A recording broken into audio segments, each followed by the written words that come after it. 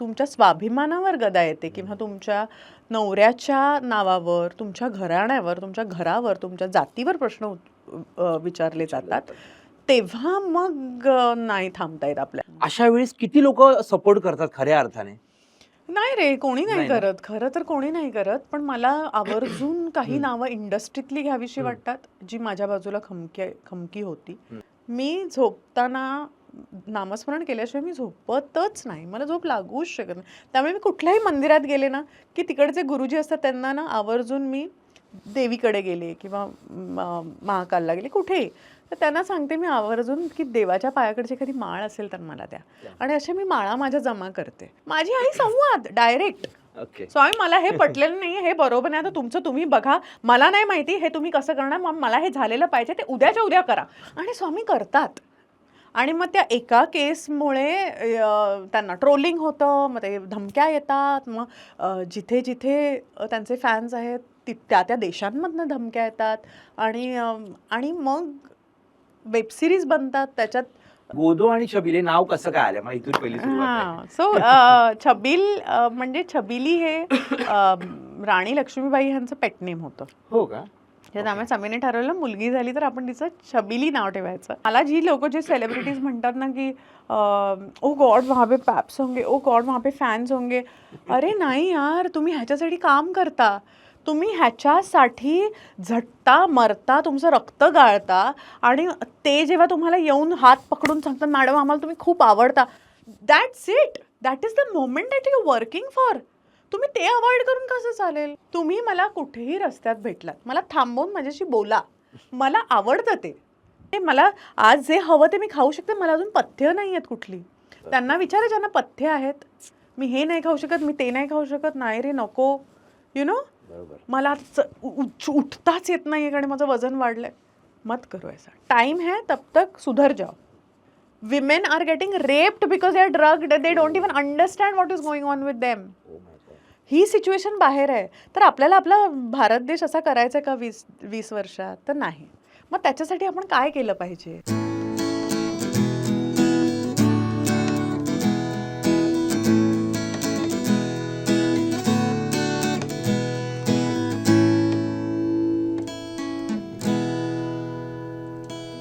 नमस्कार, मी रोहन नलवलकर.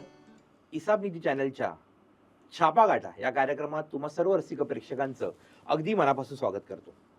मित्रांनो, आतापर्यंत आपण अनेक अभिनेते, अभिनेत्री, पत्रकार, बिझनेसमॅन, त्याच्याबरोबर डॉक्टर्स, क्रिकेटर्स, खूप लोकांना भेटलो.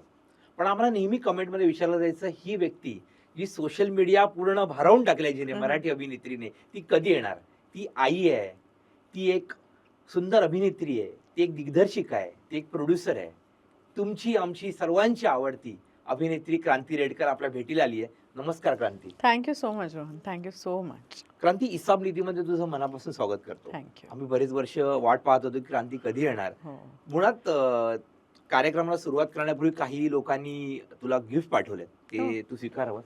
हो. एक कांक्ष नावाचा एक छोट ओ वाव, चालवतात काय मस्त आहे. प्रोडक्ट, गळ्यातलं आणि कानातले थँक्यू, पाठवलेत. थँक्यू. किती छान. कांक्ष. त्यानंतर दळण नावाचं एक कणकवली मधून लता कदम म्हणून हे करतात. अरे वा. त्याच्यात वेळी कुळीत पीठ आणि अरे वा. घावणे पीठ आणि सगळं असं पाठवलेलं एकदम आहे. कामाची वस्तू आहे. आणि- आईसाठी. हो, आईसाठी, ते माझ्यासाठी पण. मी असं काय काय काय बनवून हेल्दी गोष्टी खायचा प्रयत्न करते. त्यामुळे हे पिठीवालं पीठ आहे काय? पिठीवालं ओ पीठ, हो. लवली. हा, मग आईसाठी. बरोबर बोललात तुम्ही. छबिल गोदो आणि आणि गोदो, छबिलसाठी. किती गोड. छबिल गोदो तुमच्यासाठी, किती छान. थँक्यू. आणि इसाब निधीकडनं हे छोटस गिफ्ट. अरे thank you. You don't have to do all of this. Thank you, thank you. Kranti, सुरुवातच मला अशी करायची आहे की आयुष्य जेव्हा जगत होतीस तू, म्हणजे एकंदरीत लहानपणापासून सगळ्या गोष्टी, तेव्हा असा कुठला क्षण होता जे तुला आतून बाहेरून पूर्ण बदललं असं वाटलं? मला असं वाटतं की मी जेव्हा कॉलेजमध्ये होते तेव्हा मी जेव्हा रुईया नाट्यवाल्यामध्ये गेले, माझं आयुष्य छानच होतं ऑलवेज. म्हणजे माझं एक खूप चांगलं चाइल्डहुड झालं, किंवा असं काही ट्रॉमॅटिक असं काही नाही. नॉर्मल आई वडील. आणि इनफॅक्ट प्लेझंट चाइल्डहूड होतं माझं. बरोबर. आणि बांद्राच्या गव्हर्नमेंट कॉलनीमध्ये मी लहानाची मोठी झाले. आणि तिथे ना एक असं छान वातावरण आहे. For anybody to grow up it's a very nice place. So तिथे माझं स्कूलिंग झालं कार्डिनल ग्रेशियसमध्ये. आणि तिथून मी रुईयाला गेले. मला वाटतं माझ्या आयुष्याला जी खरी कलाटणी बसली ती रुईयामध्ये गेल्यामुळे. कारण की मी जेव्हा शाळेत होते तेव्हा ना माझ्या आईनी मला नेहमी एक गोष्ट सांगून ठेवलेली की तू जेव्हा तुला कुठल्याही आयुष्यात डिसिजन घ्यायचा असेल किंवा तू कुठेही गेलीस, शाळा असू दे, कॉलेज असू दे, look at what is the best that is happening. जे बेस्ट असणार ना, तू जर त्या सानिध्यात राहिली किंवा त्या सर्कलमध्ये राहिली तरच तू बेस्ट होणार. A man is known by the company that he keeps. Very simple thing. So ते माझ्या मनावर इतकं बिंबलं होतं ना की मी जेव्हा शाळेत होते तेव्हा माझ्या आदल्या वर्षी 10वीत पास करून जी मुलगी दीप्तीराव, ओके, ती कुठल्या कॉलेजला गेली, मला त्या कॉलेजला जायचंय. ओके, सो ती रुईयाला गेली होती म्हणून मी रुईयाला गेले ओके. की काही करून नाही, मला रुईयालाच जायचंय. का तिने कुठली स्ट्रीम घेतली मला काही माहिती नाही. तिने बरोबर. सायन्स घेतलेलं, मी आर्ट्स घेतलं, पण तरी कॉलेज हे दीप्तीरावनी घेतलं म्हणजे हे उत्तम असणार. सो मग मी तिकडे गेले. आणि त्याच्यानंतर जेव्हा माझे म्हणतात ना की it was all destiny Rohan. म्हणजे तेव्हा पण मला आईने सांगितलं की तुझी जी कंपनी असणार ती बेस्ट ठेव. मग जेव्हा माहिती आहे आपल्या क्लासमध्ये जेव्हा इंट्रोड्यूस करतात की हां कुठल्या शाळेतनं तू आलीस, 11वीतला तो वर्ग असतो आणि हां मी अमुक अमुक शाळेतनं आले, मला एवढे टक्के मिळाले, मी अमुक अमुक शाळेतनं आले, मला एवढे टक्के मिळाले. तर तेव्हा 2 मुली अशा होत्या ज्या, एक होती ती मेरिट लिस्टला आलेली आणि एक होती तिला पण खूप 90sमध्ये मार्क होते. तर मी त्या 2 मुली हेरल्या आणि मी जाणून बुजून जाऊन त्यांच्याशी मैत्री केली. मला तुमच्यात बसायचं आहे, मला तुमच्याबरोबर राहायचं आहे, असं करून can we be friends. So I selected, I made my own choice. So मला नेहमी, मी माझ्या मुलांना पण सांगते, तुम्ही आज जी चॉईस कराल ना त्याने तुमचं फ्युचर काय आहे हे ठरणार आहे. सो झालं असं की ती जी मेरिट लिस्टला आलेली स्टुडंट होती ना, ती जी ऑलराऊंडर होती, तिला सगळ्यात काय काय काय करायचं होतं. तर रुईया नाट्यवल्याच्या ऑडिशन्स सुरू आहेत आणि तिथे इंडियन नॅशनल थिएटरची एकांकिका बसवणार आहेत INT-साठी. सो तिथे ऑडिशन सुरू आहेत आणि तिथे आपल्याला गेलं पाहिजे ही गोष्ट तिने मला सांगितली. खरं तिचा आत्ता थिएटरशी काही संबंध नाही. ती एक सोशॉलॉजिस्ट आहे. तिच्या करिअरमध्ये ती उत्तम करते आहे. बरोबर. काही संबंध नव्हता ना. मी तिला का निवडलं, माझ्या आईने सांगितलेलं जी बेस्ट असणार तिला तू निवड. ती मुलगी मला ऑडिशनला घेऊन गेली. तिथे केदार शिंदेंच्या सांगोवांगीचं ऑडिशन चालू होतं. जी एकांकिका नंतर सगळीकडे जिंकली, ती माझी पहिली एकांकिका होती आणि मी तिच्याबरोबर तिकडे गेले. तिने ऑडिशन दिली, मीही दिली, तीही सिलेक्ट झालेली. पण ती म्हणाली की क्रांती, ती अकॅडमिकमध्ये जास्त तिचा कल होता की मला नाही वाटत मी करू शकेन, पण तू सिलेक्ट झाली तर तू जा कर. आणि तोपर्यंत मला ते आवडू लागलेलं सगळं. जरा पहिल्या 2 दिवसात काय असतं, ते छोटे छोटे एक्सरसाइज ॲक्टिंगचे घेतात, उड्या मारून दाखवा, हसून दाखवा, आता तुम्ही 70 वर्षाच्या म्हाताऱ्या बाई आहात वगैरे. तर ते आपल्याला आवडत होतं. So that's where then I thought की I should go for Natyavalay आणि हे आपल्याला आवडते. आणि जेव्हा INT-ची पहिल्या दिवशी मी जेव्हा एलिमिनेशनच्या राऊंडची साहित्य संघात एकांकिका सादर केली आमच्या कॉलेजनी, त्यावेळेस आलेली जेव्हा जी पहिली टाळी आणि पहिला लाफ्टर जो होता ना, तो इतका बंपर होता. त्या क्षणी मी ब्लॅकआउटमध्ये होते. माझं काही वाक्य नव्हतं. मी पूर्ण 40 लोकात 40 मिनिटाच्या एकांकिकेत माझं वाक्य एकच होतं. पण त्या क्षणी मला माझं ठरलं की मला हे आयुष्यभर करायचं आहे. मग it can be writing, direction, acting, प्रकाश योजना, काही असेल, पण मला हे आवडतंय. सो तिथे माझं आयुष्य बदललं. So that was that moment where it changed my life. पण असं कसं कधी कधी होतं ना, आपल्याला वाटतं की ते चांगलं चाललंय आणि आता आपल्याला हे आवडतंय आणि आपण करत जातो. पण एक असा क्षण येतो की असे वाटायला लागतं आपल्याला की हे जमेल की नाही, कारण एवढी कॉम्पिटिशन आहे, इथे खूप स्पर्धा आहे. तर असं कधी घडलं का की तुला ह्या स्पर्धेमध्ये उतरल्यानंतर या नाटक म्हणजे स्ट्रगल आहे या पूर्ण क्षेत्रामध्ये आणि सतत काहीतरी एक गोष्ट संपली, दररोज विहीर खणा, परत पाणी पिया, परत विहीर करा, तर तशा गोष्टी, त्यामुळे ती भीती नाही वाटली का त्या गोष्टी? नाही, ऍक्च्युली काय झालं, बरोबर म्हणताय तुम्ही. मी जेव्हा ऍड्सच्या ऑडिशन, मी सुरुवात तर थिएटरपासून केली, माझं उत्तम चाललं होतं, मला काहीच प्रॉब्लेम नव्हता आयुष्यात. मी जेव्हा 17 वर्षाची होती तेव्हा मी माझ्या आईवडिलांना वॉशिंग मशीन, आईच्या पाटल्या, तोडे करून दिले. मला 200 रुपये नाईट होती आणि 200 रुपये नाईट असताना माझं नाटक इतकं तुफान चाललेलं, तुतू मिमी, केदार शिंदेचं. आम्ही दिवसाला 3-3 प्रयोग करायचो. त्यामुळे एका टीनेजर मुलीसाठी 600 रुपये पर डे मिळणं खूप मोठी गोष्ट होती. आणि आम्ही 25-30 दिवस महिन्याचे प्रयोग करत होतो. त्यामुळे माझं वॉलेट नेहमी भरलेलं असायचं. आता कॅन्टीनमध्ये जाऊन काय खायचं, मुलांकडे पैसे नाहीत, ती गत माझी FY BA नंतर संपलेली. By the time I was 17 and earning. So त्यामुळे माझं ते सगळं चांगलं चालत असताना माझ्या डोक्यातनं ॲड फिल्मचं खूळ शिरलं. मेरे ॲड फिल्म, मला ॲड फिल्म्स करायच्या आहेत. हां, कारण की सिनेमा कधी मिळेल काय माहिती, आणि सिनेमात पण आपल्याला करायचं आहे की नाही, आपण तेवढे केपेबल आहोत की नाही, ह्याची काही कल्पनाच नव्हती मला, किंवा त्याचा तेवढा विचार मी केला नव्हता, किंवा तेवढी कॉन्फिडंट मी नव्हते. बरोबर. तर मग नाटकांमधनं मग मी नाटक एका पॉईंटला ॲड्सचे ऑडिशन देता येतात. नेमकं काय व्हायचं, ॲडची तारीख लागायची आणि माझ्या नाटकाचा प्रयोग असायचा. मग मला असं करून ना म्हणजे ॲड सोडाव्या लागायच्या, आणि 200 रुपये नाईट, आणि त्या काळी 1.5 लाख रुपये पर डे ॲडला. तर म्हटलं यार, मग मी कधी कमवणार, मी कधी अशा ॲड सोडत होते मी. तुम्हाला झालं, आणि तेही तुम्ही 50-100 ऑडिशन दिल्यावर कुठेतरी एक ॲड मिळते. बरोबर. म्हणजे दीपा परब, विद्या बालन ह्या लोकांचं वेगळं होतं. त्यांना दर ऑडिशन दिली की त्यांना लगेच ॲड मिळायची. मला तसं नव्हतंच. खूप मेहनत केल्यावर एक कुठेतरी मिळणार, त्याच्यात पण तुमचा नाटकाचा प्रयोग क्लॅश होणार. मग पल्लवी सुभाष ॲक्ट्रेस माहितीये तुम्हाला? बरोबर. पल्लवी सुभाषला मी तयार केलं रिप्लेसमेंट म्हणून. ते तिचं पहिलं काम.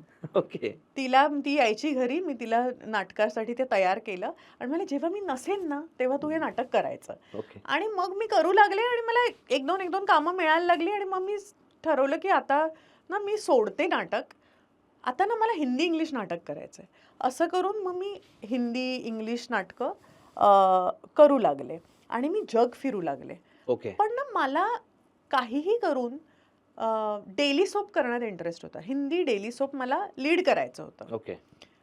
आणि ते मला मिळेच ना, काही केल्या. ॲड्सचे आपण बोलले ना, मी 50-100 ऑडिशन तेव्हा एक मिळायची. आणि हे सो माझी आई मला नेहमी सांगायची की तू नाटकात परत काम कर, तू हे सोड, मराठी फिल्मला ट्राय कर किंवा असं कर. नाही, मला हिंदी डेली सोपच करायची, मला मेन लीडच करायचं आहे. आणि मी स्वतःला त्या गोष्टीसाठी 2-2.5 वर्ष दिली. आणि मला मेन लीड नेगेटिव्ह मिळालं, पण मला मेन लीड पॉझिटिव्ह करायचं होतं. But then my father made me sit down one day and he told me की probably your face is a very strong face. तो मेन लीड जर ती पॉझिटिव्ह असली आणि ती पोलीस बिलीस असेल ना तर तुला मिळेल. पण ती मार खाणारी बाई असेल, तू मारणारी वाटतेस, मार खाणारी नाही वाटत. तर तुला ना तुझा आत्ताचा जो ट्रेंड चालू आहे सिरियल्सचा, पण त्या काळी जो ट्रेंड चालू होता सिरियल्सला, तो मार खाणाऱ्या बायकांचा, रडणाऱ्या, कायम रडतायत, तर तू काय रडणारी वाटत नाही. त्यामुळे ना मुन्ना हा छंद सोड, तू जे येतंय ना काम ते घ्यायला शिक. तू सारखी कामाला नाही म्हणत राहिली, कारण मी कम्प्लीट नर्वस झालेले. म्हणले यार काय का क्लिक होत नाहीये. सो 2002 ते 2005 जी वेळ होती ना, ती वेळ मी खूप इतक्या, तुम्हाला मी सांगते, इतक्या मी टीव्ही सिरियलच्या ऑडिशन दिल्या. सगळीकडे सिलेक्ट व्हायचे, पण नेगेटिव्ह म्हणून. आणि मला नेगेटिव्ह नव्हतं करायचं. सो आय थॉट की फॉरगेट, मी नाही करणार. आणि त्या दरम्यान मी हिंदी इंग्लिश थिएटर चालू ठेवलं. आणि मी आणि भारती मावशी, म्हणजे भारती आचरेकर, विजय चव्हाण, विजू खोटे, श्रेयस तळपदे आणि पुष्कर श्रोत्री, असं आम्ही एक नाटक करायचो, प्रेमा तुझा रंग कसाचं इंग्लिश व्हर्जन, जे होतं फनी थिंग कॉल्ड लव्ह. तर त्या लंडन आणि युकेच्या दौऱ्यांवरनं मी जस्ट परत आलेले, आणि केदार जत्रा बनवत होता आणि तो मुलगी शोधत होता. आणि त्यावेळेला त्याला ती मेन लीडसाठी मुलगी हवी होती. आणि कारण मी केदारला तर कधीपासूनच ओळखत होते, पण त्याच्या डोळ्यासमोर मी येतच नव्हते, कारण मी दिसतच नव्हते मराठीत. बरोबर. आणि मग भारती मावशी त्याला म्हणाली, अगं अरे आपल्या वेड्या मुलीला विचार, क्रांतीला विचार. अरे हो, त्याचा फोन आला, एक सिनेमा करतोय. म्हटलं करणार, म्हणजे there is no two ways about it. तू विचारू नको, मी करते. काय रोल आहे, किती पैसे मिळणार, किती दिवस लागणार, माझं गाणं आहे का, no questions asked. I was there on the set on the first day, आणि आय वॉज देअर, म्हणजे रिहर्सल्स पासून सगळं असं. सध्या सोशल मीडियावर तू ज्या पद्धतीने ऍक्टिव्ह आहेस आणि ज्या पद्धतीने तुझं एक प्रकारे स्टोरी टेलिंग चालतं, तर ह्याचा फायदा कसा होतो तुला? म्हणजे कारण की शेवटी एक गोष्ट असते घरात घडणारी तुझ्या, ती मुलींसंदर्भात असते, आई संदर्भात असते, बाबांसंदर्भात असते, नवऱ्यासंदर्भात असते. ती तू ज्या पद्धतीने रंजकपणे सांगतेस ते स्टोरी टेलिंगच आहे. त्याचा फायदा किती होतो आणि कसं डोक्यात आलं मुळात ते करायला पाहिजे? मला नेहमीच गोष्टी सांगायला आवडायचं. म्हणजे एक सिनेमा मी बघून यायचे, तो अतिशय ॲव्हरेज असायचा. मग माझ्या मैत्रिणी मला विचारायचे कसा आहे तो सिनेमा, किंवा बहिणी. मग मी त्यांना तो सिनेमा नरेट करायचे, तो त्यांना इतका आवडायचा, ओके. मग ते जाऊन बघायचे, पण तो अतिशय फालतू असायचा. सो तेव्हा माझ्या बहिणींनी मला सांगितलं, तुझी सांगायची जी पद्धत आहे ना, त्याने म्हणजे त्या नरेशन ऐकताना रडायच्या, पण सिनेमा बघताना रडून नाही यायचं. सो तिथे मग त्यांनी मला सांगितलं की तू गोष्ट छान सांगते, तुझं नरेशन, गोष्ट सांगायची पद्धत छान आहे. सो मी अशीच लॉकडाऊनमध्ये बसून करायचं काय ना शेवटी. मग ह्या काय काय माझ्या मुली टाइमपास ॲक्टिव्हिटी करत असायच्या आणि मग मला खूप मजा यायची. हे किस्से कोणाबरोबर तरी आपण शेअर केले पाहिजेत असं नेहमी वाटायचं. आणि मला असं वाटतं ना, आता माझं इंस्टाग्रामचं जे हँडल आहे ते ना, मी मोर दॅन असं एक सेलिब्रिटी हँडलपेक्षा it's become a family handle. म्हणजे माझ्यासाठी म्हणजे मला एक अकलूजला राहणारी बाईसुद्धा फॅन आहे जी मला माहिती आहे, मला नाशकातली एक बाई माहिती आहे, मला एक वाशीला राहणारी बाई माहिती आहे. मला ह्या बायका आता ओळखीच्या झाल्यात, कारण की त्या रेग्युलरली कॉमेंट्स करतात आणि मी त्यांच्या कॉमेंट्सना रिप्लाय करते आणि त्यांना हे माहिती असतं मी रिप्लाय नाही केलं तरी ही बाई वाचते सगळं.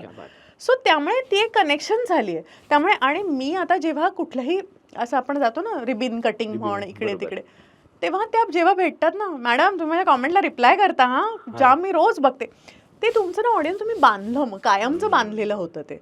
बिकॉज तुम्हाला त्यांच्याकडे कधी कधी असं होतं ना की तुमच्या आईचा व्हिडिओ बघितला, मला माझी आई आठवली, माझी आई आता नाही आहे पण ती असं करायची. तेव्हा मी जेव्हा लिहिते ना की माझी आई तुमच्याच आईसारखी आहे, तिला तुमचीच आई समजा, यु नो, आणि काही नाही, त्या आपल्याजवळच असणार काकू, पण माझं तुम्हाला खूप खूप प्रेम. जेव्हा ही एक कॉमेंट जाते ना, तेव्हा ती बाई माझी होऊन जाते आणि तिची मी होऊन जाते. सो हे नातं मी डेव्हलप करायचा प्रयत्न कायम करत असते. It's not only about putting your content and forgetting about it. It's with what you are building out there, what are you giving. मला परवा एक ॲक्ट्रेस आहे, म्हणजे I would not like to name her, very famous television actress, आता तिने कलर्सचा पण मोठा show केला. ती मला म्हणाली माझ्या आईला कॅन्सर होता, आता ती कॅन्सर फ्री झाली, पण 2 वर्ष तिने ती बॅटल कॅन्सरचं केलं. ती अखंड वेळ तुझे रील्स बघायचे ग क्रांती, आणि तुझे रील्स बघून ना तिला बरं वाटायचं.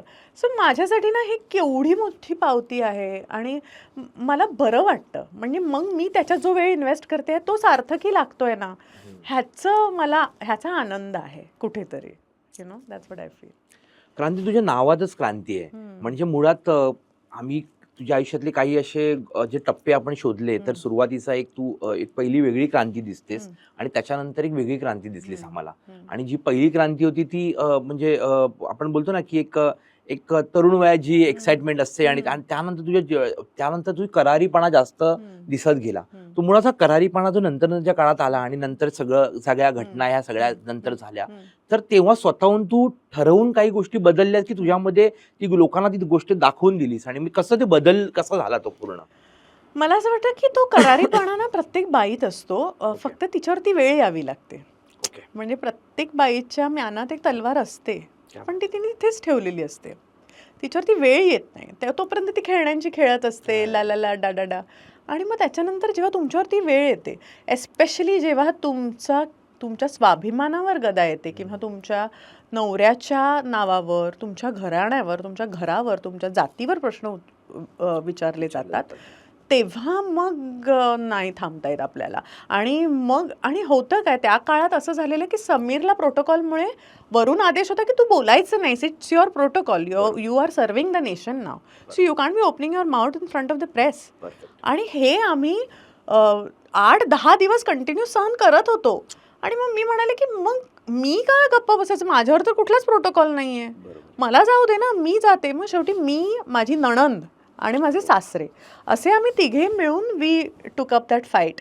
पण ती खूप गरजेची होती, कारण की माझ्यासाठी तो काळ जो होता तो आता बघा मी कशी लढते असा नव्हताच कधी रे. तो माझ्यासाठी असा होता ना की आता नाही, आता मी हे नाही ऐकून घेणार, कारण की मी शेंगा खाल्ल्या नाहीत, मी टरफले उचलणार नाहीत. म्हणजे तुम्ही माझ्या नवऱ्याला, मला माहिती आहे ना तो काय आहे, मला माहिती आहे की मला जर एक गाडी घ्यायची असेल आणि अमुक अमुक पैसे जमवायचे असतील तर ते आम्हाला जमवावे लागतात. ती गाडी कोणीतरी येऊन आम्हाला हे घ्या वानखेडे साहेब तुम्हाला एक गिफ्ट हे कोणी देत नाही. हे आम्हाला कमवून विकत घ्यावी लागते, लोन घ्यावं लागतं, तेव्हा आमचं घर होतं.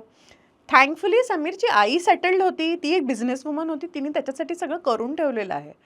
पण today also we are living a very upper middle class life. I want say म्हणजे त्याला ब्रँडेड गोष्टी घालायला आवडतात. बरोबर. पण मग मी जर त्याचा सपोज त्याला आवडतो एखादा शू जो ₹1,00,000 आहे, तर मग मी माझे पैसे व्यवस्थित साठवणार आणि त्याला ते ₹1,00,000 बूट का गुच्चीचे हवे असेल ते मी देणार त्याला. बरोबर. त्याला आवडते ती गोष्ट, तो वर्षभर नाही ना करत शॉपिंग, बरोबर. त्याला ती एक गोष्ट आवडते. मग 10-10 हजाराचं काहीतरी घेण्यापेक्षा मग एक त्याला काहीतरी बरं घेऊन द्या त्याच्या वाढदिवसाला. आणि मग त्या मेहनतीच्या पैशावर जर कोणीतरी म्हणत असेल की नाही असं नाही मग त्यांनी हे कुठून आणलं ते कुठून आणलं, तर मग डोकं आपलं फिरतं ना. बरोबर. असं होतं.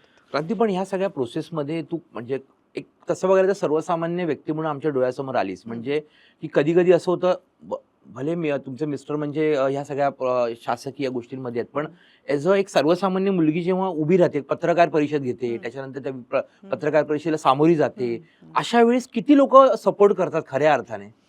नाही रे, कोणी नाही करत, खरं तर कोणी नाही करत. पण मला आवर्जून काही नावं इंडस्ट्रीतली घ्यावीशी वाटतात जी माझ्या बाजूला खमकी होती. विक्रम गोखले आता आपल्यात नाही आहे. बरोबर. त्या माणसाचा मला दर 2 दिवसांनी फोन असायचा. दर दिवसाने, बेटा मी आहे, हा बेटा. म्हणजे ही वॉज देअर. ते लांब होते माझ्यापासून, पण तो जो मानसिक सपोर्ट असतो ना, एक कॉल करणं दर 2 दिवसांनी, मी आहे, तू चांगलं लढतेस, तू लढ, आम्ही आहोत तुझ्याबरोबर, तुला काही वाटलं ना क्रांती मध्यरात्री फोन करा, विक्रम काका आहे बघ.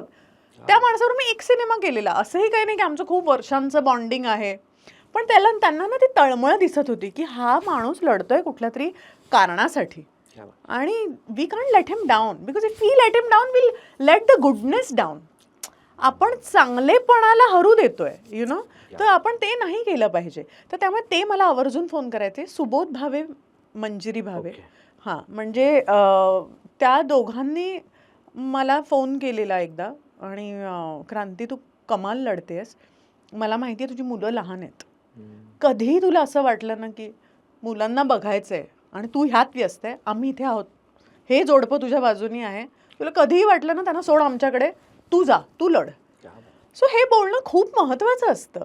आणि मी अशी मोजू शकते एवढी लोक: विक्रम गोखले, सुबोध भावे आणि त्याची बायको, प्राजक्ता माळी, विजय आनंद, सोनालीचा नवरा, आणि मेघा धाडे. हां, ही 5च नावं मला आता आठवतात जी अशी होती की देवर देअर. बाकी सगळे होते थोडे, हां काय आहेस, ठीक आहेस ना, ठीक आहेस ना, पण एक जबाबदारी दाखवणारी ही काही लोक होती की ताई आम्ही आहोत किंवा असं. क्रांती, तुझ्या पूर्ण प्रवासामध्ये असं आम्हाला नेहमी जातो की थोडे संस्कार कुठेतरी नेहमी राहिलेत. म्हणजे आता दिसतात, म्हणजे रीलमध्ये पण दिसतात की पूर्वीपासून आपण बघत आलो की आई आणि बाबांच्या काही गोष्टी ज्या तू नेहमीच एक शिदोरी म्हणून ठेवल्या, अशा कुठल्या गोष्टी ज्या संस्काराच्या कधी तू सोडूच शकत नाहीत आणि सोडल्या नाहीयेस त्या? माझ्या आईची एक शिकवण होती जी आता मी तुम्हाला सांगितली की बी विथ द बेस्ट. तुम्ही बेस्ट कंपनी ठेवली तर तुमच्यावर सगळं बेस्ट होणार. 2, खोटं बोलू नये. एकदा खोटं बोललं ते लपवायला तुम्हाला 100 खोटं बोलावी लागतात. बरोबर. ती गोष्ट माझ्या आईने इतकी मला पडवलेली आहे. 3री गोष्ट ही आहे, कोणाचा 1 रुपया घेऊ नका. मदत म्हणून कोणाला दिला असेल तर त्याची वाट बघू नका, विसरून जा. अच्छाई कर दर्या में डाल, वो मेरा पैसा, वो मेरा, असं ते नका करू. मग देऊ नका, तुमचं मन नसेल तर देऊ नका, पण पैशाचा व्यवहार नेहमी क्लिअर ठेवा, यु नो. आणि माझ्या वडिलांकडून सगळ्यात मोठी गिफ्ट जी मला मिळाली आहे ती त्यांची ऊर्जा, त्यांची पॉझिटिव्हिटी. अतिशय सकारात्मक माणूस आहे, अतिशय, म्हणजे मला कळतच नाही. आणि त्यांचं चेहऱ्यावरचं तेजच सांगतं की ते किती पॉझिटिव्ह आहे, यु नो. त्यांना तुम्ही असं कुठेतरी डांबून ठेवलं तरी त्यांचं तेज तसंच राहणार, कारण की ते अध्यात्माचं तेज आहे. आणि त्यांनी मला दिलेली सगळ्यात मोठी गिफ्ट आहे ते नामस्मरण. मी झोपताना नामस्मरण केल्याशिवाय मी झोपतच नाही, मला झोप लागूच शकत नाही. त्यामुळे मी कुठल्याही मंदिरात गेले ना की तिकडचे गुरुजी असतात त्यांना ना आवर्जून मी देवीकडे गेले किंवा महाकालला गेले, कुठेही, तर त्यांना सांगते मी आवर्जून की देवाच्या पायाकडची एखादी माळ असेल तर मला द्या. आणि अशा मी माळा माझ्या जमा करते. कारण की त्याच्यात ना खूप पॉवर असते. तुम्ही जितक्यांदा ती फिरवता माळ, जितक्यांदा तुमच्या श्वासेने तुम्ही ते नामस्मरण करत असता, तेवढ्यांदा ती ब्लेस होत राहते. आणि झोपताना तुम्ही जेव्हा ती गळ्यात घालता तेव्हा त्याची सगळी ऊर्जा तुमच्या शरीराला मिळत असते, ती पॉझिटिव्हिटी तुम्हाला मिळत असते. आणि दिस इज रिअल. हे आपल्या संस्कृतीचा एक भाग आहे. मोठे मोठे ऋषी मुनी का ते घालतात आणि का ते, सो मग ती कुठलीही माळ असू दे, मग स्फटिकाची असू दे, तुमची अजून कुठली रुद्राक्षाची असू दे, किंवा कमळाच्या बीजांची असू दे, वेगवेगळ्या माळा येतात. पण सी टू इट दॅट तुम्ही नामस्मरण कराल. तुम्हाला झोपेची गुंगी येणार, तुम्हाला कुठल्याच औषधाची गरज नाही. मानसिकरित्या तुम्हाला दुसऱ्या दिवशी काम करायची ऊर्जा येते लगेच, की चल ना. ते एक आठवते, जेव्हा तुमचं ना काही नीट चालत नसतं तेव्हा तुम्ही उठता ना, तेव्हा तुम्हाला 10 मिनिटं डिप्रेशन असतं, आणि मग 10 मिनिटं ती गेली, देन यू आर फाईन. पण फिर उठने के बाद पता है गंदी फीलिंग आती है, ती नाही येत. मग ती नाही येत नामस्मरण करून झोपेल, कारण की आपल्याला माहिती आहे ही इज देअर. आणि आपण आहोतच काय, आपण आहोतच. आपण इथे असेच आलो आहोत आणि असेच जाणार आहोत. मोठे मोठे राजा होऊन गेले, 1 रुपया पण घेऊन जाऊ शकले नाही. सो क्या हे आहे यार, एवढंच लाईफ आहे आपलं. मला ते अध्यात्मावरनंच हवं होतं, की मुळात आध्यात्मिक असणं म्हणजे आता हल्लीच्या काळामध्ये लोक म्हणतात ना, की म्हणजे खूप आध्यात्मिक काय राहते, प्रॅक्टिकल राहायला हवं. खूप वेळेला म्हणजे आपण या सगळ्या गोष्टी, ग्रह तारे, हे काही लोक मानत नाहीत. आणि तू तर म्हणजे तसं बघायला तर तुला सर्व गोष्टी माहिती आहेत, म्हणजे धर्म माहिती आहे, जाती माहिती आहेत, ती प्रोसेस माहिती आहे, तर तू गेली आहेस. तू त्याच्याबरोबर तू अध्यात्माची कधी कास सोडलेली नाहीयेत, आणि देव हा किती महत्वाचा आहे हे देखील माहिती आहे. बरं, सर्व धर्मातले देव माहिती आहेत. तर तू असं म्हणजे तू असं काय जास्त जवळचं मानतेस, की जी गोष्ट जसं अध्यात्म म्हणाली त्याप्रमाणे, की म्हणजे हा देव मी खूप जवळचा मानते आणि त्याला त्याचं नामस्मरण करते, किंवा ही गोष्ट मी जाणीवपूर्वक सांभाळते, किंवा काय करतेस स्पेसिफिक? मला नेहमी असं वाटतं ना, की एक अल्टिमेट पॉवर आहे, हे एक सगळ्यात मोठं सत्य आहे. रिलिजन हा म्हणजे वेगवेगळ्या रिलिजनमध्ये वेगवेगळ्या गोष्टी सांगितलेल्या आहेत, की ह्यांनी हा मेसेज दिलाय. आपल्या इथे ब्रह्माने किंवा ना मनुनी किंवा अजून कुठल्या रिलिजनमध्ये अजून कोणी, ते सगळे मेसेंजर ऑफ गॉड आहेत. बरोबर. ते कधीच असं नाही म्हणत की आम्ही गॉड आहोत. परफेक्ट. राईट. सो ती एक पॉवर आहे ना. इट्स व्हेरी सिम्पल, की even if there is a Muslim person, Hindu person, अजून ख्रिश्चन असू दे, पारसी असू दे, का आपली सगळ्यांच्या बॉडीची अॅनाटॉमी सेम आहे? का पारसींचा डॉक्टर वेगळा नाही आहे? का कॅथलिक लोकांचा डॉक्टर वेगळा नाही आहे? आपल्याला चालतो ना पारसी डॉक्टर, आपल्याला एक कॅथलिक डॉक्टर, एक मुस्लिम डॉक्टर, हिंदू डॉक्टर त्यांना चालतो. बरोबर. It's so basic, isn't it so basic? Perfect. So ह्याचा बेस काय आहे? ह्युमॅनिटी. जेव्हा एक माणूस दुसऱ्या व्यक्तीशी चांगला वागू शकतो आणि कुठेही त्याचा धर्म मध्ये न आणता त्याच्याशी चांगला वागू शकतो, that is the real religion, असं मला वाटतं. यु नो, की तो पडदा नका आणू मध्ये. तुला तुझा रिलिजन प्रिय आहे ना, तू राहा की. मला माझा प्रिय आहे, तू मला तुझं सांगू नको मला. आणि just a way of life, let me tell you, any religion it's just a way of life. तुम्ही कसं जगलं पाहिजे माणूस म्हणून, तुम्ही एक उत्तम माणूस होण्यासाठी काय केलं पाहिजे, हेच आपल्याला आपला धर्म सांगतो. बरोबर. पण काही लोक अशी असतात ज्यांनी कुठल्याही पूजा अर्चनामध्ये ते जास्त बिलीव्ह नाही करत, पण त्यांची कनेक्टिव्हिटी वरच्याची सॉलिड असते. ते बोलतात बिलतात. म्हणजे कदाचित माझी आई आहे ना, माझे पप्पा खूप जास्त हे करतात, आध्यात्मिक, ही पूजा ती पूजा, हे नामस्मरण. माझी आई संवाद डायरेक्ट. स्वामी मला हे पटलेलं नाही, हे बरोबर नाही, आता तुमचं तुम्ही बघा, मला नाही माहिती हे तुम्ही कसं करणार, मग मला हे झालेलं पाहिजे, ते उद्याच्या उद्या करा. आणि स्वामी करतात. सो त्यांनी नव्हतं कधीच सांगितलं की हे करा ते करा, तुम्ही हे असंही माझ्याकडे पोचू शकता, तुम्ही असंही माझ्याकडे पोचू शकता. कारण की ते पोचण्यासाठी ना तुम्हाला मार्ग जो आहे तो इतका सिम्पल आहे, कारण की आपण त्याचे अंश आहोत ना. आत्मा आणि परमात्मामध्ये खूप अंतर नाही आहे. त्यामुळे तुम्ही जर एक सिंगल लेन पकडली त्याच्याकडे जायला, तरी तुम्ही पोचू शकता. इट डझंट मॅटर की तुम्ही कुठला रिलिजन फॉलो करताय. एक कॅथलिक माणूसही त्याच्या येशूपर्यंत पोचूच शकतो. म्हणजे त्यांचा रिलिजन छोटा, हा आमचा मोठा, असं काही नाही आहे रे, असं काही नाही आहे. माणूस माणसावर जर प्रेम करू लागला ना, तर दुनिया इतकी सुंदर होऊ शकते. पण तेच होतं ना, रिलिजनच्या नावावर पॉलिटिक्स होतं, हा धर्म कुठला, तो धर्म कुठला. It's really sad. पण मला नेहमी असं वाटतं की ऑफकोर्स तुम्ही जेव्हा एका धर्मातून तुमचं अपब्रिंगिंग झालं, तर मी हिंदू धर्मातली आहे, तर माझं अपब्रिंगिंगच ते आहे. त्यामुळे मला जे 4-8 मंत्र येतील रात्री जपायला, ते मला माझ्या आईवडिलांनी शिकवलेलेच येणार.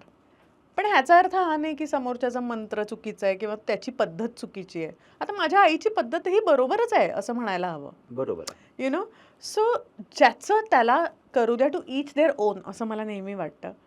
इफ यू डू पूजापाठ किंवा अजून कुठल्या रिलिजनमध्ये तुम्ही दुसरं काही प्रॅक्टिस करत असाल, तेही करून जर तुम्ही माणूस म्हणून जर खराब असाल, तर तुमचा जगूनही काय उपयोग आहे. खरं. यु नो, की माझ्या धर्मात हे सांगितलं नाही आहे त्यामुळे मी त्याची मदत करणार नाही.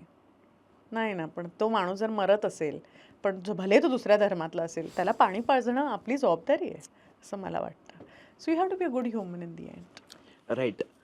पण आता काळ बदलत चाललाय, म्हणजे आता सगळंच एआयचा जमाना आहे आणि टेक्नॉलॉजी संपूर्ण आपल्या त्या डोक्यावर नुसती अशी मंडावते. आणि हे क्षेत्र पण आता खूप म्हणजे तुम्ही कलाकार मंडळी तुम्ही म्हणते की फिल्म टाकलं, चॅट जीपीटीला सांगितलं की मला काकणसारखी एक फिल्म बनवून दे, स्क्रीन प्ले दुसऱ्या मिनिटाला येतोय, डायलॉग लिहून दे, डायलॉग येत आहेत, म्हणजे इतक्या लेवलला ते आलंय. तर त्याला घेऊन ॲज अ अभिनेत्री म्हणून, ॲज अ डिरेक्टर म्हणून तू काही असा अभ्यास सुरू केलायस का की जो येणाऱ्या काळासाठी समांतर जाईल आणि किंवा त्या कॉम्पिटिशनला मी उतरू शकेन, की आजही तेवढा अभ्यास तू सुरू नाही केलेस? नाही, मला ॲक्च्युली मी 1-2 टूल्स बघितले एआयचे ज्याचे क्लासेस असतात प्रॉपर ऑनलाईन. तर मी त्याच्यात रजिस्टर करायचा प्रयत्न करते आहे. पण ते मी टेक्निकॅलिटीसाठी वापरू इच्छिते. मी जिथे भावना आहेत, जिथे इमोशन्स आहेत, जिथे ह्युमन इंटेलिजन्स लागणार आहे, तिथे मला नाही वाटत एआय ते क्रॅक करू शकेल अजूनही. फ्युचरमध्ये आय डोंट नो. पण माणूस कसा विचार करतो ते माणसालाच माहिती आहे ना. बरोबर. आणि माणूस किती पद्धतीने विचार करू शकतो हेही माणसालाच माहिती आहे. म्हणजे मी बनवलेली काकण ही वयवर्ष, मी तेव्हा किती, जेव्हा मी बनवली काकण तेव्हा आय वॉज 32. तर मी 32ची असताना ती काकण बनवली आहे. ती आता मी 40शीत असताना मी कशी बनवेन काकण? ती वेगळी असेल का? पण मग ती ह्याच्यापेक्षा बेटर असेल की वाईट असेल? कदाचित वाईट असेल. कदाचित मी ती होते, मी कोवळी होते, मला प्रेम कळत होतं, मला माझी भावना तेव्हा काकणला घेऊन ती होती. सो हे इतकं वास्ट आहे ना रोहन, प्रत्येकाचं पर्स्पेक्टिव्ह प्रत्येक गोष्टीला घेऊन वेगळं आहे. So but yes, there are lot of things like, आता एक टूल आला आहे ज्याच्यावरून you can select the language that you want to post your reel in. सो माझी रील मी मराठीत बोलले आहे, पण ती स्पॅनिशमध्ये पण लोकांना ऐकू जाऊ शकते, इटालियनमध्ये पण. सो ह्या टूल्स मी एक्सप्लोअर करते डेफिनेटली. येस. मला सांग की आपण हे करत असताना, म्हणजे आयुष्य जगत असताना खूप वेळा संकटांना खूप सामोरं जातो, पण जेव्हा तुझ्यावर जी संकट येतात अचानक, तेव्हा तू कसं त्याच्यावर मात करतेस? म्हणजे तेव्हा काय करतेस की त्यातून बाहेर कसं पडतेस आणि कसं पडायला हवं ऍक्च्युली? मला असं वाटतं की मी खूप कंपार्टमेंटलाइज करते गोष्टी. जेव्हा कुठलाही प्रॉब्लेम होतो तेव्हा मे बी बिकॉज आपण थिएटर केलेलं आहे, त्यामुळे ना आपल्याला हे माहिती आहे बॅकस्टेजला सगळं सोडून यावं लागतं. एकदा मी स्टेजवर आले की मी ते विचार नाही आणू शकत मनात. मला माझा स्टेज दिसतोय, मला तो ऑडियन्स दिसतोय, मला माझ्या लाईन्स कळत आहेत आणि त्या मला बोलून तिथून बाहेर पडतात. मग बाहेर पडल्यावर अच्छा आता काय हे होतं. सो मला जेव्हा स्ट्रेस आणि टेन्शन असतो ना, तेव्हा मला माहिती आहे आता मला माझ्या मुलांचं काम करायचं, मला आता त्यांना शाळेत सोडायचं. आता मला स्ट्रेस घेऊन काय फायदा आहे का? नाही. मला आता शाळेत सोडून त्यांना उद्या काय द्यायचं आहे? अच्छा हे प्रोजेक्ट पोलीस स्टेशन बनवून द्यायचं आहे का? बरं, मग त्याची पुठ्ठे कुठे मिळणार? बरं, आता चिकटपट्टी कुठे? ट्युशन टीचर आली का? ओके ओके, उद्या जेवणाला काय बनणार आहे? मी कधी घेऊ टेन्शन? एक बाई म्हणून there are so many things you know that are happening in life. तर मला नेहमी असं वाटतं की मी ना त्याच्या बरोबर जगायला शिकले. Now it's become a part of my life. आणि समीरजींचं पण इतकं, म्हणजे इतक्या लिटिगेशन्स वेगवेगळ्या सुरू आहेत. म्हणजे एखाद्या माणसाला ना लिटरली मला तर कधी कधी असं वाटतं आहे ना, आय ऑन कॅमेरा वगैरे वगैरे, बट एखाद्या माणसाला किती तुम्ही पुश करणार रे, किती त्रास देणार जस्ट बिकॉज तो एका गोष्टीसाठी उभा राहिला. एक म्हणजे इतक्या हजारो केसेसमध्ये त्या माणसाला काही झालं नाही. एका केसमध्ये तो चुकीचा ठरतो, एका केसमध्ये तो रिश्वतखोर ठरतो, एका केसमध्ये त्याचे एवढे वर्षानुवर्ष मिळालेले जे डिजिडिस्क पुरस्कार, हे पुरस्कार, तुमचं कुठले ते राज्यपाल, सॉरी, त्यांना राज्यपालांच्या हस्ते पुरस्कार, इतके पुरस्कार मिळाले, तर ते सगळे खोटे कसे ठरतात? आणि मग त्या एका केसमुळे त्यांना ट्रोलिंग होतं, मग ते धमक्या येतात, मग जिथे जिथे त्यांचे फॅन्स आहेत त्या त्या देशांमधनं धमक्या येतात, आणि मग वेबसिरीज बनतात, त्याच्यात हे सगळे विषय घडतात. तोच विषय काढायचा होता, म्हणजे मी काढू की नको प्रश्न पडलेला, पण कुठेतरी जाऊन ती गोष्ट मागून काहीतरी दाखवणं आणि नंतर त्याच्यावरनं परत ती गोष्ट उकरून काढणं, ह्याचा सगळा त्रास होतो का? नाही, डेफिनेटली त्रास होतो. मला असं वाटतं की हे बघ, मी पण क्रिएटिव्ह फील्डमधली आहे, त्यामुळे मला I don't want to wish them bad. Good, तुम्ही छान कॉन्टेंट बनवताय ना, तुम्ही तुमच्या पद्धतीने बनवताय ना, बनवा की चांगला कॉन्टेंट बनवा, लोकांना एंटरटेन होईल असा बनवा. पण कोणाच्या तरी डोक्यावर पाय ठेवून त्याला पाण्यात बुडवून तुम्ही मोठं व्हायचा कशासाठी प्रयत्न करताय? तुम्ही मोठेच आहात. बरोबर. तुम्हाला या सगळ्या गोष्टीची काही गरज नाहीये. Grow up, you can, sky is the limit यार. He is a very tiny officer आणि मी त्याची टायनीशी बायको. म्हणजे तुम क्या कर रहे हो? किती त्याचा इफेक्ट असावा, तुम्ही किती वर्ष ते धरून बसणार आहात? You know what I am saying? तुम्हाला उत्तम बनवायचं आहे ना, तुम्ही बनवा. तुम्ही सटायर करताय, तुमचं म्हणणं आहे, पण satire at the expense of what? Of a uniformed officer? On expense of all the uniform officers who are serving? Of a government agency? Of our national emblem? कशाचा अपमान करणार आहात तुम्ही? त्याला कुठेतरी लिमिट पाहिजे असं मला वाटतं. बनवल्याबद्दल काय नाही, बनवा ना, अजून चांगलं बनवा काहीतरी. ह्या सगळ्याची खिल्ली उडवून ना काय होतं म्हणजे आपणच छोटे होतो. छोटे नका ना हो, मोठे व्हा, असं मुझे लगता है. क्रांती, पण हे जे ट्रोलर्स असतात किंवा ह्याला हे ट्रोलिंगला बघून सगळ्याच गोष्टींमध्ये, म्हणजे चांगली ट्रोलिंग, वाईट ट्रोलिंग, कशी ट्रोलिंग, तर तुझं या ट्रोलिंग बद्दल काय म्हणणं आहे सोशल? अरे बापरे, आम्ही तर रेग्युलरली ट्रोल होतो. माझे सोलो असतात तेव्हा काही नाही होत, मी आणि सरांनी काय टाकलं तर मग ते ट्रोल्स येतात. पण मला हेही कळतं की तो एक सेक्ट ऑफ लोक आहेत. माझ्या 80% कॉमेंट्स पॉझिटिव्ह असतात आणि ते 10% मला माहिती आहेत ते कोण आहेत. ते वॉर रूम वाले आहेत, ते ट्रोलर पेड ट्रोलर्स आहेत, 0 फॉलोवर 0 फॉलोईंग वाली लोक आहेत. तर मला ते सगळं कळत असतं, ते कुठून येत आहे आणि कुठून ऍक्टिव्हेट होत आहे. पण माझा परत तोच पॉइंट आहे की किती इफेक्ट झालाय त्या गोष्टीचा, यु नो, जिवाळी लागली. हा यार, मतलब तुम्ही are not letting it go only. पण ठीक आहे, इट्स पार्ट अँड पार्सल. आता डेफेमेशनची केस सुरू आहे. पण मी तुला सांगू ऑनेस्टली, ती केस जी आहे ना, it's not about personally Sameer Wankhede. It is about lot of things यार. It is about for that agency, for all the uniformed officers who are working hard. ती जी त्या लोकांची 26 ऑफिसर लोकांची टीम होती NCBची, त्या प्रत्येकासाठी येते डेफेमेशन केस. कारण की त्यांच्या सगळ्यांच्या बायका पोरं घरी असायचे आणि हे 4-4 दिवस ऑपरेशनला असायचे. हे बिना काही प्रोटेक्शन डोंगरीमध्ये घुसायचे. दाऊदच्या गँगला खतम केलेली ही पूर्ण टीम आहे. त्यांची खिल्ली उडवता तुम्ही. म्हणजे तुम्ही काय करताय? म्हणजे कोण दुसरा कुठला ऑफिसर यापुढे विचार करेल की आपण पण चांगलं काम करून दाखवूया? हा नाही, कशाला दाखवायचं? आपली पण खिल्लीच उडवली जाणार आहे ना इन दी एंड. म्हणजे आणि टार्गेटिंग बॉलिवूड असं नाही आहे रे. मला सांगते, आधीचे जे काय 3,500-4,000 हजार केसेस होते सगळ्या बॉलिवूडच्या होत्या? नाही. सो पॉइंट बिईंग दॅट, मला असं वाटतं की आता त्या डिफेमेशन केसचा जो निकाल येईल तो येईल. ती केस करण्याचा मुद्दा हा होता की प्रत्येक कलाकृतीमध्ये तुम्ही जाऊन कुठेतरी काहीतरी भाष्य करताय. म्हणजे आपला एक जुना राग आहे आणि तो कुठेतरी जाऊन काढायचा आहे कलाकृतीमध्ये. बाप का क्या बेटा वगैरे, बाप से बात करणं वगैरे, कशासाठी करा की चांगलं काम करता. आणि केवढं नंबर 1 माणसं आहात तुम्ही. नंबर 1 आणि चांगलं काम केलेली माणसं आहात. आम्हाला आदर आहे. आम्हाला we are so amazed by your talent. Don't be small असं मला वाटतं. You should not be a sport. मला क्रांती, तू आणि समीरजी दोघंही बऱ्याच वेळेला सामाजिक काम करताना खूप दिसतं आणि हल्लीच्या काळात तर खूपच, म्हणजे ठिकठिकाणी गोष्टी, हे मुळात कसं आलं हे सांगायची गरज नाही, तुमच्या ते रक्तातच आहे, ते दिसतं. पण तुम्ही हे कसं ठरवलं आणि जाणीवपूर्वक ठरवलं आणि काय काय करतात तुम्ही? सो आता आमचा समीर वानखेडे विचार मंच जो आहे तो सर जेव्हा NCB मधून चेन्नईला शिफ्ट झाले 2021 साली ह्या सगळ्या प्रकरणानंतर त्याच्यानंतर समीरला तो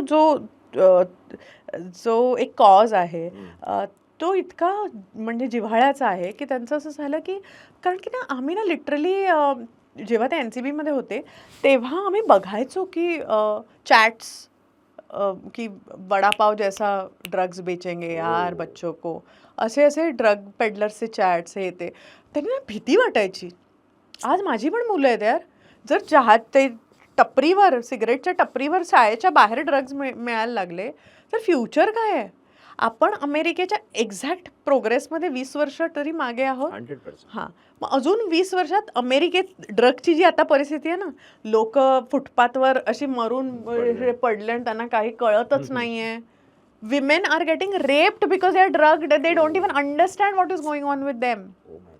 ही सिच्युएशन बाहेर आहे. तर आपल्याला आपला भारत देश असा करायचा का 20 वर्षात? तर नाही. मग त्याच्यासाठी आपण काय केलं पाहिजे? एक माणूस म्हणून आमच्यात ताकद आहे तोपर्यंत आम्ही करतोय. आमच्यात जितकी लोक जुळत जातात तेवढी आता आमच्याबरोबर जॉईंट होत आहेत. जसं आमच्याबरोबर डॉक्टर कृष्णा भावले आहेत, ते जॉईंट होतात. ते विनामूल्य पेशंट ट्रीट करतात. आम्ही पेशंट जमा करतो, आम्ही त्यांच्याकडे रेफर करतो आणि असे अनेक NGOज आहेत जे आमच्यावर आता काम करून जॉईंट होत आहेत आणि त्यांना कोलॅबरेशनमध्ये आम्ही सांगतो की हे पेशंट्स आता पाठवतोय, ह्यांना ट्रीट करा. 3-4 हजाराहून आता जास्त पेशंट बरे झालेले आहेत. एक मुलगा तर मिलिटरीत गेलाय बरा होऊन, ज्याचे ते असे जटावाले केस असतात बघ, तसले केस इथे असं टॅटू बिटू काय काय नाही का, तसा माणूस तो इथे पिअर्सिंग. तो मुलगा ज्या वेळेला मिलिटरीमध्ये ऍडमिट झाला त्याची आई आणि तो घरी येऊन समीरच्या पायात होते की सर आपकी वजह से आज मेरा बेटा बच गया, नाही तो कल तो, कारण तो पेडलिंगला लागलेला, तो पेडलर झालेला, कारण की त्याच्याकडे पैसे नसायचे विकत घ्यायला. मग करणार काय? मग त्यांनी विकलं तर त्याला कट कमिशन मिळणार. कट कमिशन मध्ये पैसे नाही, तो ड्रग्ज घ्यायचा.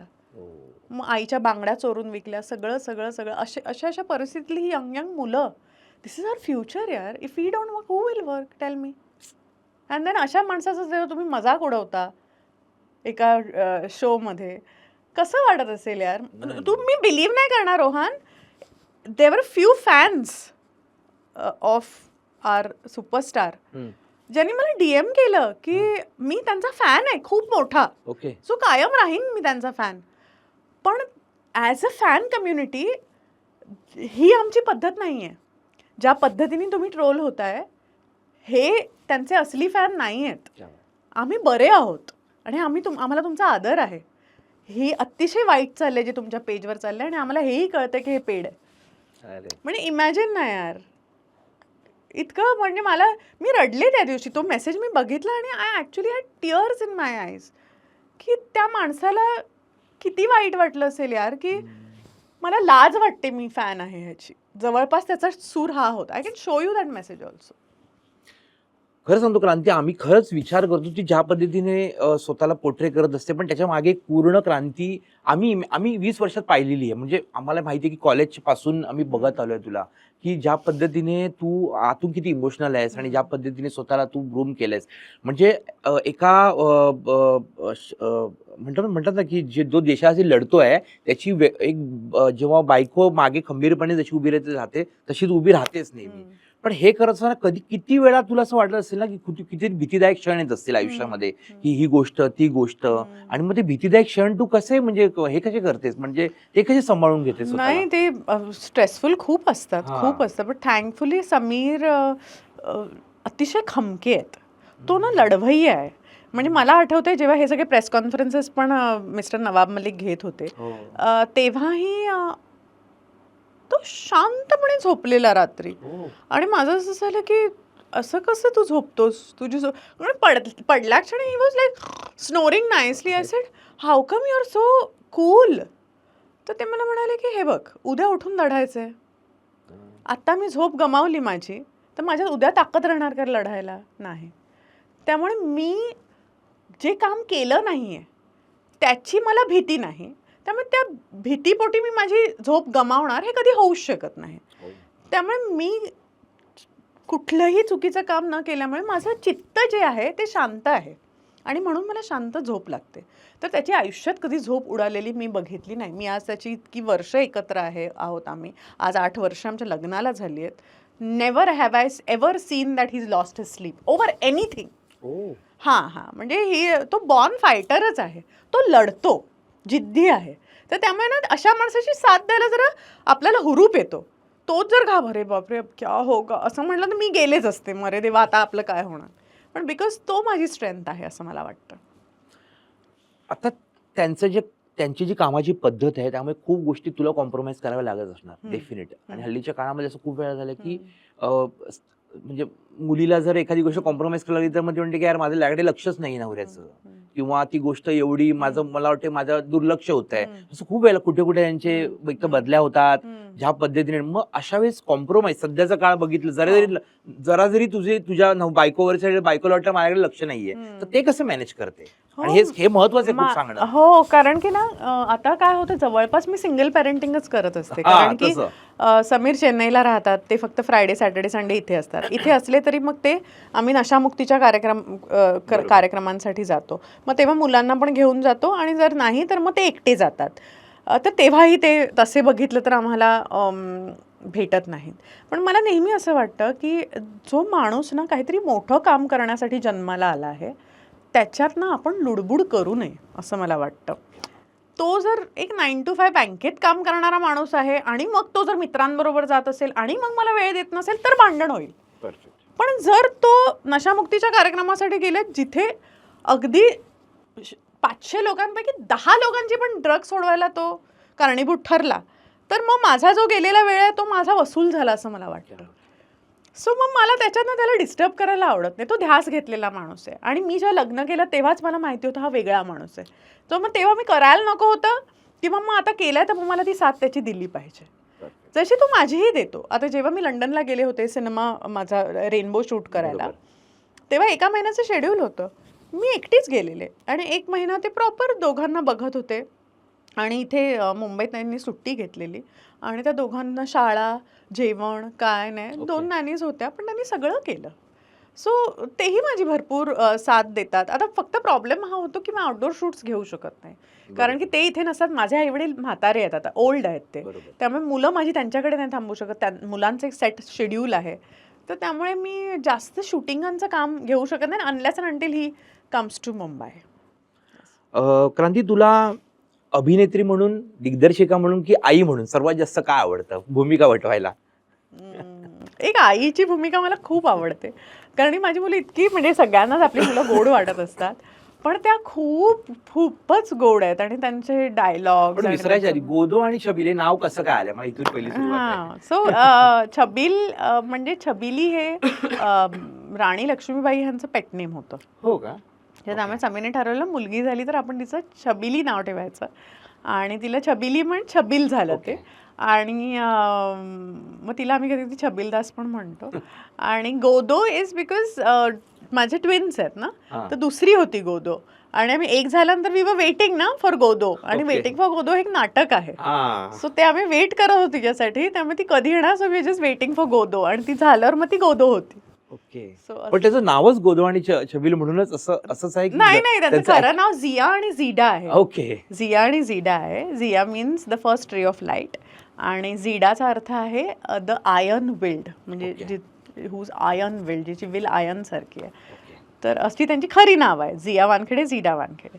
सो आता त्यांचं नाव छबिल गोदो म्हणूनच फेमस झालंय. So then we call them Chhabil Wankhede आणि गोदो वानखेडे. हा, तो प्रश्न आपला असा होता की अभिनेत्री म्हणून जास्त, दिग्दर्शिका म्हणून की आई? आई तर तू सांगितलं. मी ऍक्च्युली आताची जी आईची फेज आहे ना ती मी खूप एन्जॉय करते कारण की मी खूप उशिरा मला बाळ झाली त्यामुळे माझं असं होतं की मी खूप काम केलं.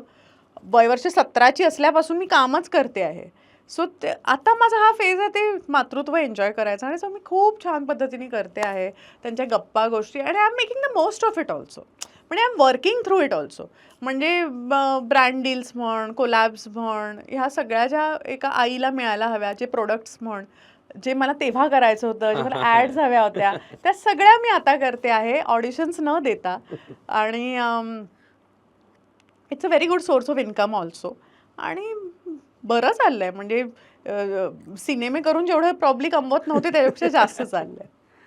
आता येणाऱ्या काळामध्ये आम्हाला काय सिनेमा, नाटक किंवा चित्रपट सो मिळणार आहेत? आता एक मी फिल्म केली शर्ट नावाची आता कलर्ससाठी, जी शर्ट. शर्ट हां, ओके. त्यात मी काम केलंय, जी आता जिओ हॉटस्टारवर आली आहे. ओके. त्यात मी आणि दीपा चौधरी आहे, दीपा ओके. परब चौधरी. ओके. आणि ती वैशाली नाईकने डिरेक्ट केली आहे, जिनी बाई पण भारी देवा लिहिली. ओके. हां, आणि केदारने डिरेक्ट केलेली ती. ओके. सो तिने ही फिल्म लिहिली आणि डिरेक्ट केली आहे. Beautiful film. त्यानंतर आता रेनबो नावाची मी एक फिल्म लिहिली आणि डिरेक्ट केली. ती आता पोस्टला आहे आणि त्याचे रिलीजचे प्लॅन्स चालू आहेत. सो ते प्रोड्युसर्समध्ये जे काय ठरेल ते. आणि आता एक पुढचं फिल्म आता मी अनाऊन्स करेन लवकरच, ज्याचं नाव आहे मैत्रेया. आणि ते फिल्म ती लिहिली आहे मी आणि ती मी डिरेक्ट करणार आहे. पण आता मी काम नाही करत आहे. पण मी काम करत असताना माझं असं होणार की मला दुसरा कोणीतरी डिरेक्टर पाहिजे. मीच काम करणार, मला दमायला होणार खूप. So I feel that but I am open to acting now. आता मी सुरू केलं आहे काम, ॲज अन ॲक्टर काम करणं.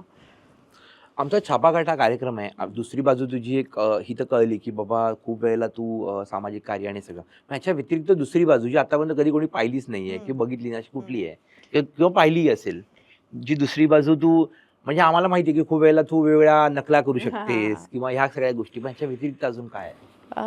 ह्याच्या व्यतिरिक्त मला अजून काय येतं? मी एक उत्तम मेकअप आर्टिस्ट आहे. स्वतःबद्दल असं कसं सांगत राहायचं सगळं. पण मला काही गोष्टी आहेत ज्या चांगल्या बनवता येतात, ज्या काहीच आहेत जेवणाखाण्यात, त्या काहीच आहेत, त्या येतात आणि त्या बऱ्या बनवते मी. त्यानंतर अजून मला छंद असे काय आहेत? मला असे अतिशय असे स्पोर्टिंग ॲक्टिव्हिटीज वगैरे. आणि तुला माहिती आहे, मी नेहमी असा विचार करते, हां मला हे येतं यार. आता माझं नेक्स्ट टाइम कधी इंटरव्ह्यू झाला मला कोणी हा प्रश्न विचारला ना की मी हे सांगणार, आणि मग त्यानंतर काही आठवतच नाही. बट या these are just normal things ज्या. पण मला डेफिनेटली काहीतरी मेकअप वर्ल्डमध्ये करायला आवडेल. माझा फारच आवडीचा विषय आहे मेकअप. आणि त्या probably in the future, I don't know, म्हणजे आता it's too early to speak also, but I would like to have my own makeup line one day as an entrepreneur. Kranti, अभिनेत्री म्हटले की एक प्रसिद्धी असते. मग प्रसिद्धी म्हणजे तुझ्या मते गोंधळ आहे, जबाबदारी आहे की काहीतरी आनंद आहे? ते आनंद आहे ऑफकोर्स. म्हणजे मला जी लोक जे सेलिब्रिटीज म्हणतात ना की ओ गॉड वहाँ पे पैप्स होंगे, ओ गॉड वहाँ पे फॅन्स होंगे. अरे नाही यार, तुम्ही ह्याच्यासाठी काम करता, तुम्ही ह्याच्यासाठी झटता, मरता, तुमचं रक्त गाळता, आणि ते जेव्हा तुम्हाला येऊन हात पकडून सांगतात मॅडम आम्हाला तुम्ही खूप आवडता, that's it. That is the moment that you working for. तुम्ही ते अवॉइड करून कसं चालेल? फोटो काढायला येतात, आय सी सेलिब्रिटी, किती वेळ यार, घ्या ना पटकन. नाही रे, उनके साथ मत करो ऐसा. ते आहेत म्हणून तुम्ही मोठे आहात, त्यांना तुम्ही असं केलं. मी मला परवा एक त्या दिवशी रील पण टाकलेली. तुम्ही मला कुठेही रस्त्यात भेटलात, मला थांबवून माझ्याशी बोला, मला आवडतं ते. आपण बोलू, 4 गप्पा मारू, तुम्ही सांगा मला तुम्हाला माझं काम कसं वाटतं. Even if it is reels, you tell me, I like that. आणि त्यानंतर मी जिथे जाते तिथे मला आवर्जून लोक भेटून सांगतात की आम्ही तुमची ती रील बघितली म्हणून मी आले, नाही तर नसते आले. सो म्हणजे यायचं असतं की नाही लोकांना. So you have to enjoy that. You have worked very hard for that. And if you don't enjoy then what's the point? तुम्ही काम करा, घरी बघा सिनेमे. असं आहे ते. तुझ्या लेखी शिस्त म्हणजे काय आहे आणि शिस्त किती महत्वाची? माझ्यामध्ये शिस्त, कन्सिस्टन्सी इज व्हेरी इम्पॉर्टंट. कुठलीही गोष्ट तुम्ही घ्या, तुम्ही कन्सिस्टंट नसाल तर तुम्हाला काहीच मिळणार नाही. लक विल फेवर यू वन्स और twice, but hard work will always favour you. कळलं?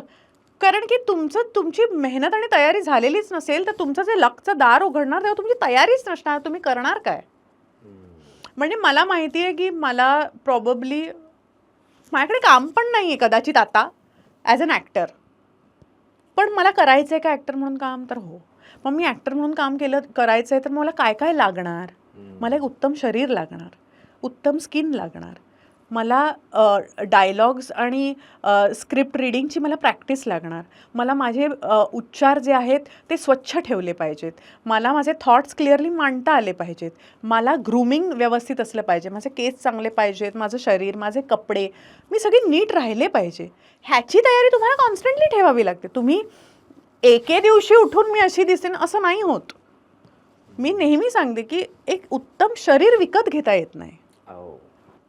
500 रुपये दे, जा रोहन जरा माझ्यावरचं वर्कआउट करून ये, हां येशील मग मी फिट होईन, हे नाही करू शकत ना. रोहन 500 रुपये एक उत्तम शर्ट घेऊन ये माझ्यासाठी, ते तू करू शकशील, पण त्या शर्टात मी ओबडधोबड दिसले तर कसं चालेल. सो इट्स सो इम्पॉर्टंट की तुम्ही तुमच्या शरीराला, जे समीर मला नेहमी सांगतो आणि त्याच्या भाषणांमध्ये पण सांगतो, तुमचं शरीर हे एक देऊळ आहे, त्याला देवळासारखं ट्रीट करा. तुम्ही देवळात कुठेतरी चप्पल काढाल का? नाही ना, तिथे शिस्त असते की नाही. मग शरीराला पण शिस्तीत तुम्ही वाढवा, त्याचं संगोपन करा, त्याच्यावर प्रेम करा, 10 वेळा शरीराला थँक्यू म्हणा. It is such a big thing यार, की मी उठून 2 पाय माझ्या जमिनीला लावू शकते. इट इज सो बिग की इम्पॉर्टंट. म्हणजे मला आज जे हवं ते मी खाऊ शकते. मला अजून पथ्य नाही आहेत कुठली. त्यांना विचारा ज्यांना पथ्य आहेत, मी हे नाही खाऊ शकत, मी ते नाही खाऊ शकत, नाही रे नको, यु नो मला उठताच येत नाही कारण माझं वजन वाढलंय. मत करो ऐसा, टाइम है तब तक सुधर जाओ, असं मला नेहमी वाटतं. पुढच्या 5 ते 10 वर्षामध्ये एक प्रत्येकाचं विजन असतं आयुष्याचं बघण्याचं, की विजन असतं किंवा मी ही गोष्ट करायची आहे आणि एक सेन्स ऑफ मिशन असतं. तर असं काय विजन आहे की जे तुला पुढच्या 10 वर्षात करायचं आहे, 2035 पर्यंत, 30 पर्यंत, आणि असं ठरवलंयस का, किंवा गो विथ फ्लो? नाही, मी गो विथ फ्लो तर करतेच. आपण बरेच प्लॅन्स बनवतो, पण देवाच्या मनात कुठला प्लॅन आहे. ते म्हणतात ना की life is what happens to you while you are planning other things. You know, so what God has plan for you, you never know, आणि he has bigger plans for us. त्यामुळे मी आज जर विजन केलं की हां मला ना आता 2 सिनेमे पुढच्या वर्षात डिरेक्ट करायचे आहेत, for all you know I might direct 2 films and 3 web series, किंवा मी अजून काहीतरी वेगळंच करेन, मोठं प्रोडक्शन हाऊस आणि मीच प्रोड्युसर होईन आणि 4 सिनेमे, असं काहीतरी माझ्या आयुष्यात घडेल. You never no. So I think, but yes, everybody will have a road map. Road map नक्कीच आहे. मला चांगले सिनेमे लिहायचे आहेत, चांगले, मला लिखाण खूप आवडतं, सो चांगलं काम लिहायचं आहे, चांगलं काम डिरेक्ट करायचं आहे. मला स्वतःला ॲज अन ॲक्टर म्हणून परत चांगली कामं करायची आहेत. सो या करिअर वाईज, आणि आता मी माझ्या मुलांना मी ठरवलेलं की त्यांना मी त्यांच्या आयुष्यातली पहिली 7 ते 8 वर्ष त्यांची असणार, आणि आता त्या 7 वर्षाच्या होतील डिसेंबरमध्ये. सो आय एम फ्री ना. काय वाचतेस तू क्रांती, किंवा काय बघतेस, म्हणजे ज्यातून ह्या गोष्टी मोटिवेशन मिळतं किंवा काही नॉलेज मिळतं? असं हल्ली काय वाचन जास्त चालू आहे, किंवा वाचत नसेल तर काय ऐकतेस किंवा काय पाहतेस? मला ना खूप स्पिरिच्युअल पॉडकास्ट ऐकायला आवडतात, खूप जास्त. आणि रादर ना वाचण्या ऐकण्यापेक्षा मला संवाद करायला खूप आवडतात. म्हणजे आता तू माझ्यावर बसलास ना, मी तुझ्याशी तासनतास गप्पा मारू शकते. त्यात तू 10 गोष्टी मला सांगशील, पण 2 गोष्टी अशा असतील ज्या मला माझ्या लाईफ टाईमसाठी उपयोगाला पडतील. कारण तू तुझं आयुष्य खूप वेगळं जगल्यास आणि मी माझं वेगळं जगले. तू तुझे लाईफ लेसन्स तुझ्या शिदोरीत, तुझ्या बॅकपॅकमध्ये पॅक करून आणलेस, जे मी जगलेच नाहीये. तर मी माणसांमधनं जगायचा प्रयत्न करते. ह्याचे काही एक्सपिरियन्स असतील, हिचे काही असतील. You know what I am saying? So आता ते वाचन, त्या वाचनातून तुम्हाला मोठी मोठी लोक काय विचार करतात ह्याचं आयडिया येईल. हा काय विचार करतो, ह्याच्या मनात काय असेल, ह्याचं आयुष्य काय असेल. अनेकदा मी आणि दुबेजी गप्पा मारत असतो. माझे जे चालक आहेत, वाहन चालक, आम्ही भरपूर गप्पा मारतो, आणि त्यांचा थॉट प्रोसेस काय आहे. परवा मी त्यांना सांगितलं, त्यांच्या वाईफच्या डोळ्याला प्रॉब्लेम आहे. त्यांनी त्यांच्या आयुष्यात कमवलेले काहीतरी 20 लाख रुपये बिचारांनी असतील. ती सबंध जमापुंजी त्यांनी तिच्या एका त्या डोळ्याला, ते डोळ्याचं ते ब्रेनपर्यंत जाऊन काहीतरी त्या जीवाला त्रास होणार होता. मरता मरता त्यांनी त्यांच्या बायकोला वाचवलेलं आहे. त्यांच्या हातात आता काही उरलं नाही आहे. म्हणजे हा खरा हिरो आहे. He is the hero of his on film. You know what I am saying? So असे छोटे छोटे हिरो असतात प्रत्येक माणसांमध्ये. ते तुम्हाला शोधावे लागतात. ते तुम्हाला त्यांच्याशी बोलल्याशिवाय कळणार नाहीत. प्रत्येक म्हणा, हा कोण ड्रायव्हर, हां ही कोण हेअर ड्रेसर, हां हा कोण मेकअप, उसकी भी स्टोरी समझो, उसके पास भी है कुछ बोलने को, वो सुनो, असं मुझे लगता. क्या बात आहे, व्हेरी नाईस. म्हणजे प्रत्येक, आमच्या हिसाब निधी नावाचं चॅनलच आम्ही सुरू त्यासाठी केलं होतं की प्रत्येक छोट्या गोष्टीतून काहीतरी तात्पर्य शोधण्याचा प्रयत्न. आणि तुझ्या बोलण्यावरून असं दिसतंय की तू प्रत्येक छोट्या गोष्टीतून काहीतरी घेण्याचा प्रयत्न कर. कारण की आम्ही तोच विचार करतो, तुला एक घटना घडते दिवसभरात, ती घटना तू सांगतेस अगदी 3 मिनिटाचं असतं आय थिंक ते. आणि त्यात ती आपल्याला हो रे, ती घटना कधीतरी एखाद्या गोष्ट सांगून जाते, माहिती देऊन जाते, आपल्याला घरात घेऊन जाते. तीच आणि सगळ्याच गोष्टी ह्यातून हे होतात. हो. मुलांना म्हणजे असं आहे का की मुलांनी हेच करायला हवं किंवा मुलांना कसं वाढवायचं ठरवलंय आणि ओव्हरऑल काय वाटतं की मुलांनी काय करावं असं वाटतं तुला मला नेहमी? नेहमी असं वाटतं की मुलांनी खूप काइंड राहावं. हम्म. त्यांनी चांगली माणसं बनण्याकडे त्यांनी लक्ष दिलं पाहिजे.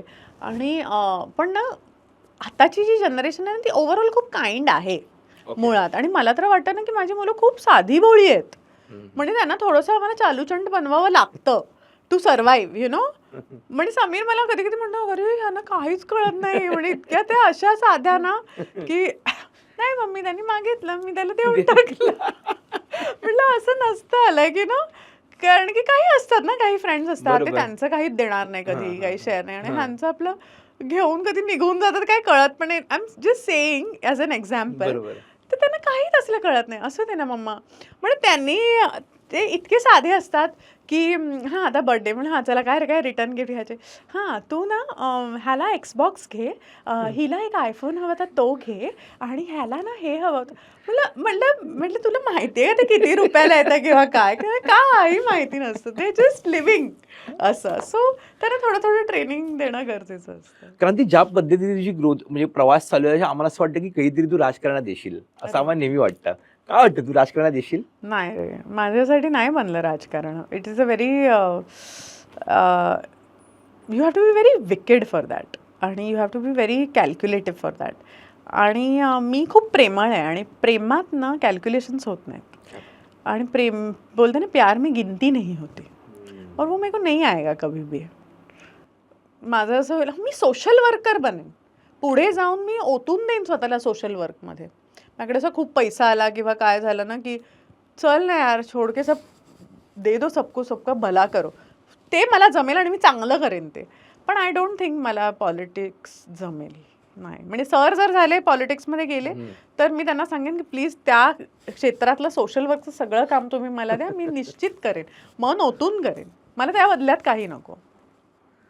So great, thanks a lot. Thank you. तर आज आपल्या भेटीला आल्या होत्या क्रांती रेडकर.